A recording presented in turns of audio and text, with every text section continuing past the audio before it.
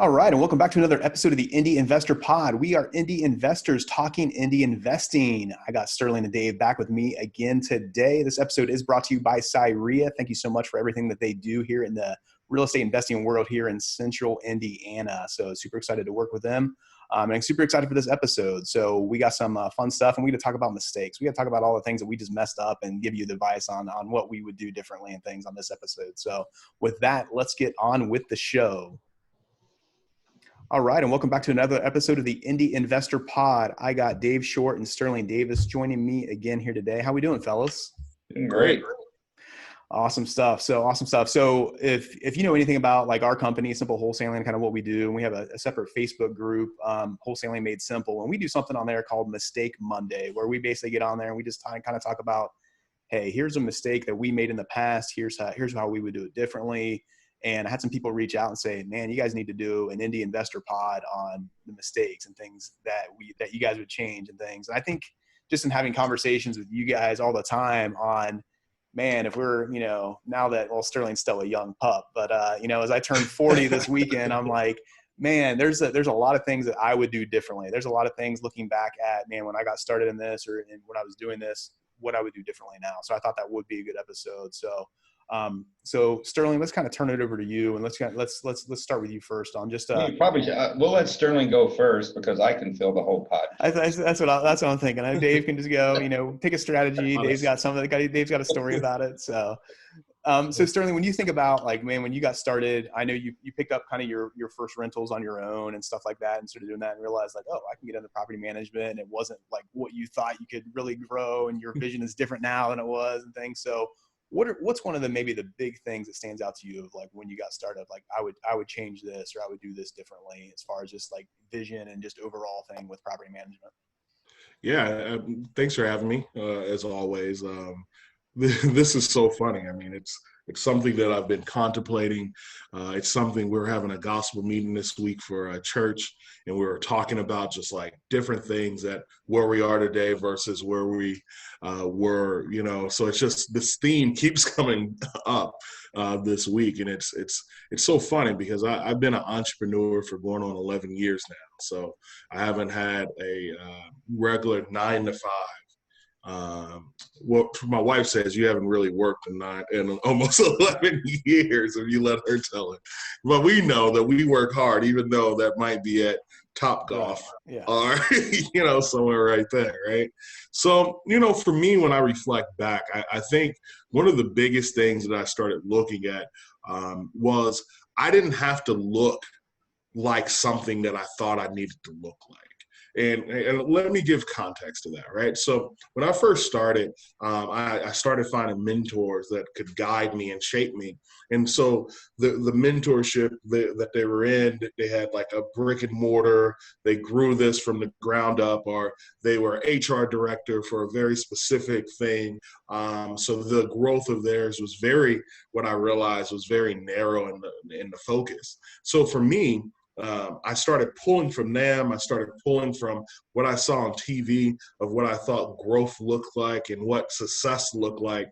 And I started, I started struggling with what my voice as well as what I wanted to look like inside of this, right? So initially, we started making a lot of money. So when I started this, I started a company called Nationwide Facility Maintenance. We were doing terrific. We were growing fast first year, second year growing fast. But I felt like I needed to be successful. The only way people know that I'm successful if I did certain things. So I got a big office for me and my assistant, right? I was like, how do people know that I'm successful unless they can walk into a big office, right? So it's echoing throughout the building as you're talking to your assistant and stuff. Yeah, exactly. We're like, hello, is anybody coming in? Okay, no, all right, I'll just sit here. So I started building this framework based off of what I thought success was, right? Mm-hmm. So the other level of success was I thought I had to get a really nice car because people don't know that you're successful unless you drive a really nice car, right? So I got this higher extreme car note, even though my car was working fine. I just started carrying myself in an aura, and everybody knew that I was a businessman now, right? So I think my failure in it, the market in 2008, 2009 crashed. So the big box stores that we were serving started going from net 30 to net 90s and then stopped paying us. But the problem was I was so leveraged with stupid stuff that I didn't need, and I could have been lean. We could have been able to really adapt from that if I didn't put these things that I really didn't need into place. That just kind of was the thing that took us under with Nationwide, and I had to pivot. So for me, I realized, like, what is the true things and the essence of what my business needs, and work from that. So now, like, our space today that I sit in is smaller than the space that we rented, and it's half the price of what I rented 11 years ago. So you know what I mean? It's just things that, like, I was forced to get this space now because I was like, all right, we have to get a space. We have to be able, and it was just time. Back then, I was doing things off of what I appeared to be a successful businessman. And I think now there's more examples of offices that are virtual. Dave having the Irvington Event Center, those co-working spaces, those are more acceptable today. When I first started, it wasn't widespread acceptable to be able to it. So I guess my point would be is just because it's not acceptable today, don't mean that you have to do it. Right? Like, you know, just because virtual offices wasn't acceptable, it was me and one young lady, like, we should have not had an office. And if we did, it should have been proportionate to what our growth was. So I think that's just one of my things is in making sure that you find your voice of what your vision is for your company. Yeah, I talk with a lot of investors, and that's like kind of, you know, that's always the advice I start when you're starting a business, no matter what it is, you need to, and that's why whatever program you do, whether it's EOS or Traction or any of these other things that have out there, business coaches, they're going to tell you, like, you need to have a vision, you need to have core values, what's your mission, you need to get into that, and you need to define what success means to you.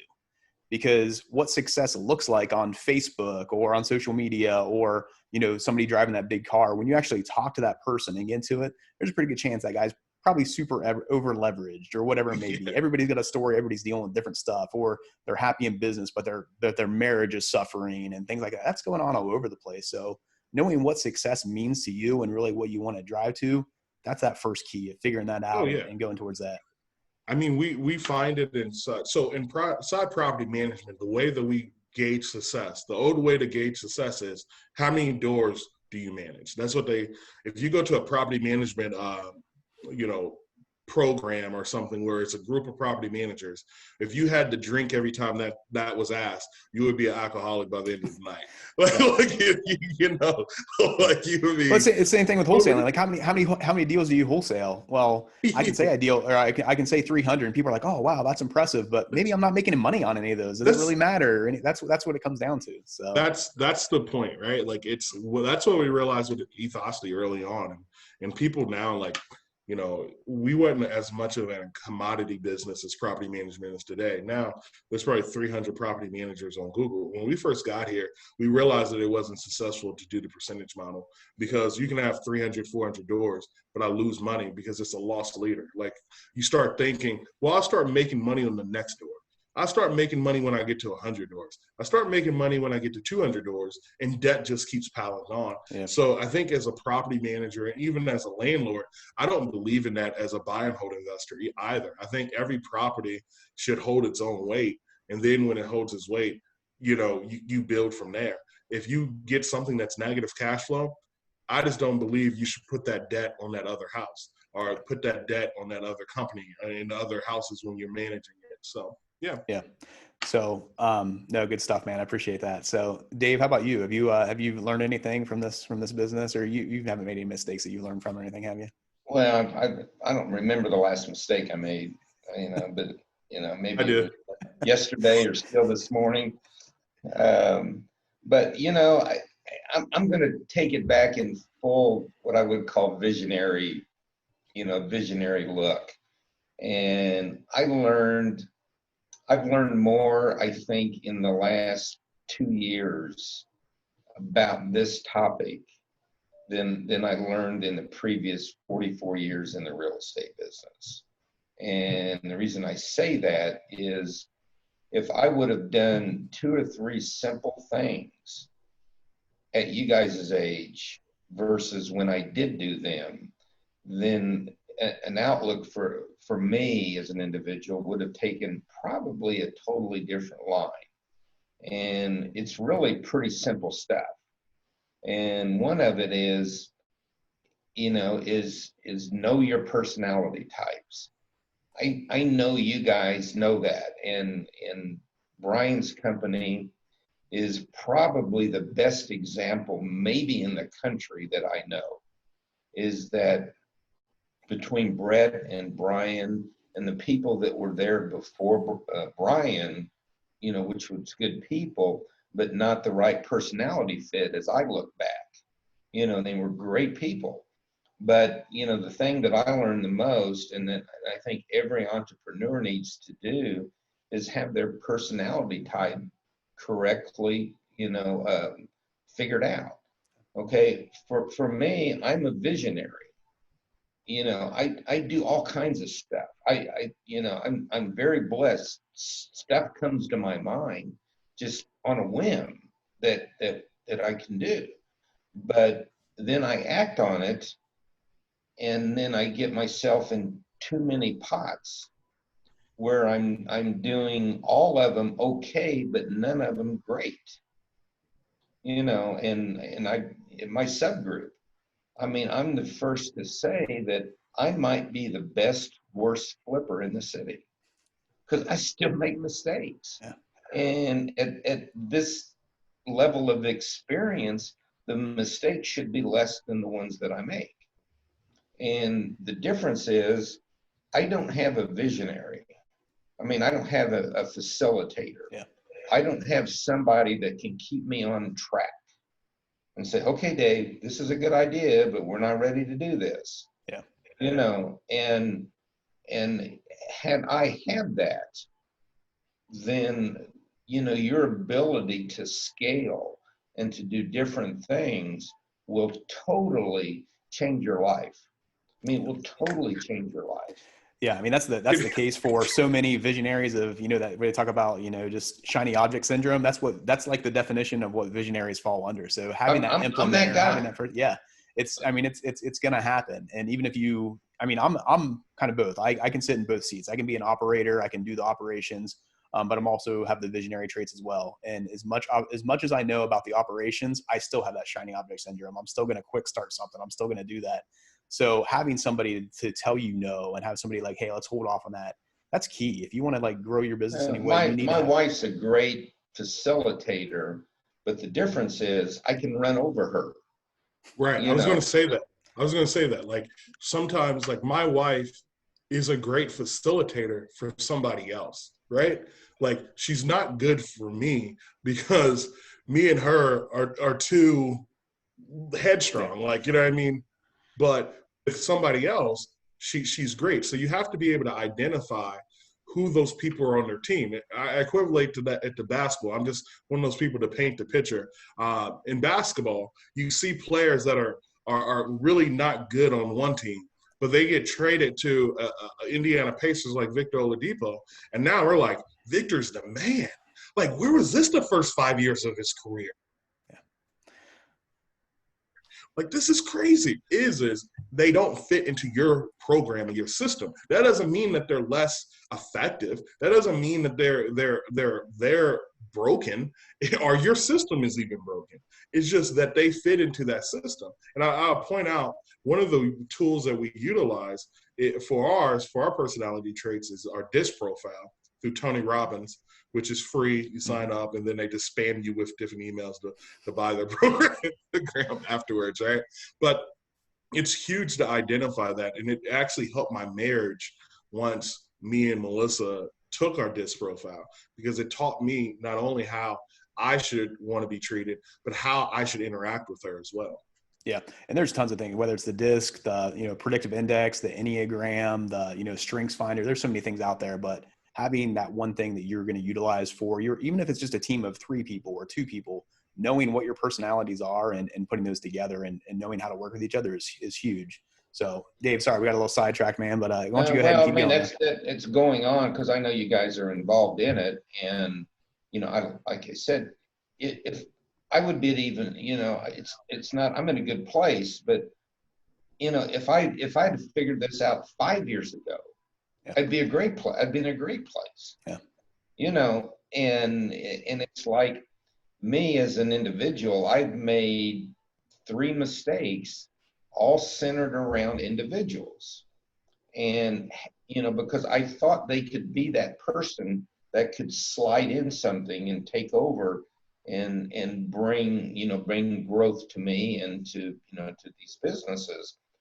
And had I personality tested these individuals before I got business with them, I wouldn't have hired any of them. Yeah. Even though on the surface they absolutely look perfect.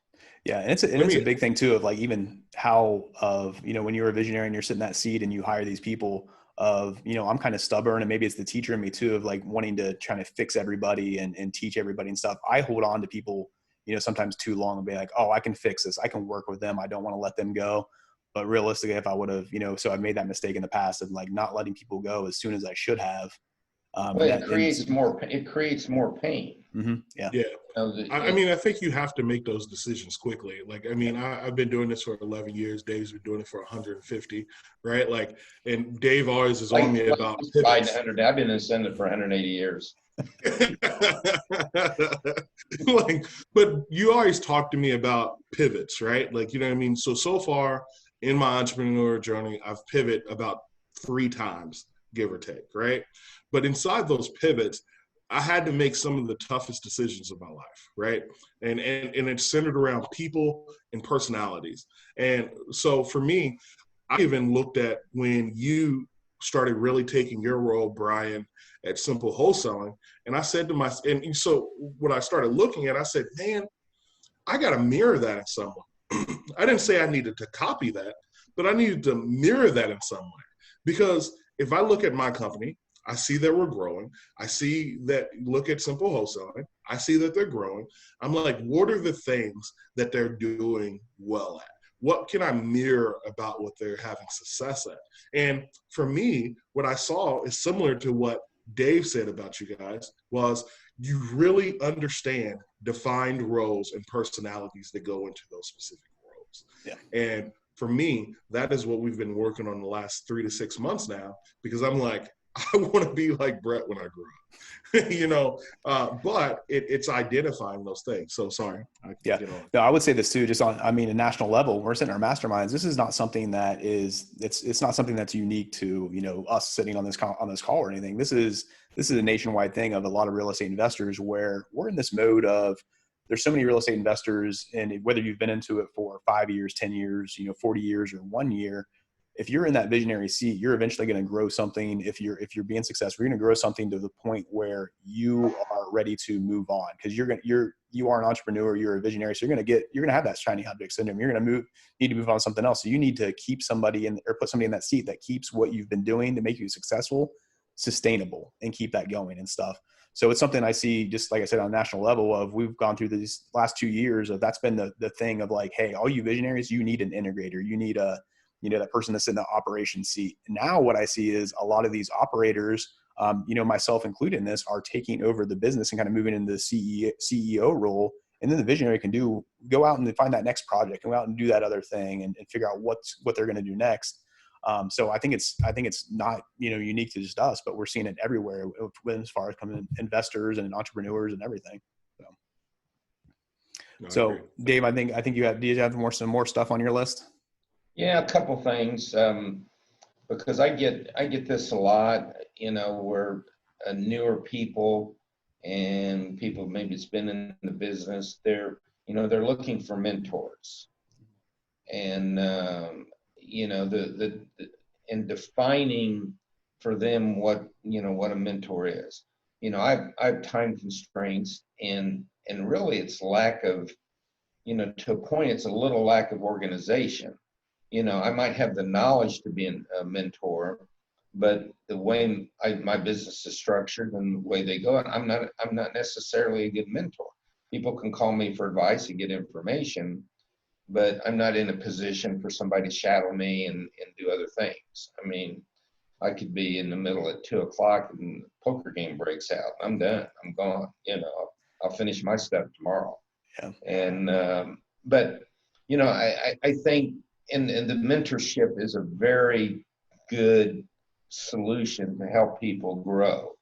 I know you guys are starting something that would be considered what I would consider a mentorship, and that you would bring people in and enter them at a newer level, or a brand new level coming into this business or with very little experience.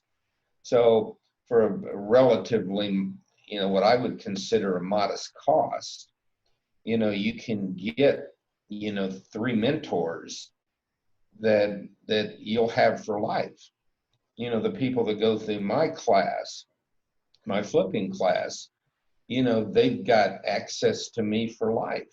Yeah. If they want to do that, but most people come into a mentorship with that they're expecting too much out of the mentor, and they're also not committed to be in the business. Yeah. I probably get that a lot, and I know somebody's not ready. I said, well, what's your goal? How many houses have you flipped? Well, none, but we're working on something. Well, how many goals do you want to flip? How many houses do you want to flip this year? Well, I'd like to do 30. And so it's like, okay, those things don't mesh. Yeah. I said, I have to work a lot of hours to do 30, and to find 30 properties. Yeah. So I said, you need so much more training to get to those kind of goals. Yeah. So I try to put them in the right space. Yeah. And then also too, just when you're working with a mentor or a coach or whatever it may be, you're still the one that needs to do the work. They're going to give you kind of the tools and kind of some of the resources and maybe even some of the motivation behind it. But you're the one that's going to have to actually put in the work. You're going to have the one that's going to do it, find the properties, find the contractors, and do all that stuff. So that's something that I think a lot of people lose of like, oh, I'm going to sign up for this program and then I'm just going to be flipping a house in 4 months. Well, you actually have to do a lot of work to be able to flip that house. They're just, Dave or whoever, whatever mentor you're working with, they're just going to give you the tools. They're going to give you kind of the outline, the guide to how to do it, the manual on how to do it. You're the one that has to go out there and do it still. So, yeah, I mean, in our class, for instance, we share with people, I can't find a house, and I said, well, were you looking? And they've got one source. Yeah. Like, yeah, it's hard. That's our every day. So we share 24 sources that there might be a house sitting out there. Yeah. And try to find your niche in that, in those sources. But you've got to do it. I can't find you a house. Yeah. And it's like, it's amazing the calls I get where, well, if you find one that you don't want to do, well, I probably won't find one I don't want to do. Right. It's that good a deal. It works. It works. Yeah. And it's not one that, what somebody asks you when they ask you that question is, okay, I really don't know you very well. You may be a great guy, the hardest worker. And when you say, well, one that I don't want to do, you'll take. So you're asking me to deposit $25,000 into your checking account. Yeah. And I said, tell me why I would do that. But they don't get that. I mean, they're right. Just so far removed on what reality in our business is. Wholesaling is a hard job. Yeah. Flipping is a really hard job.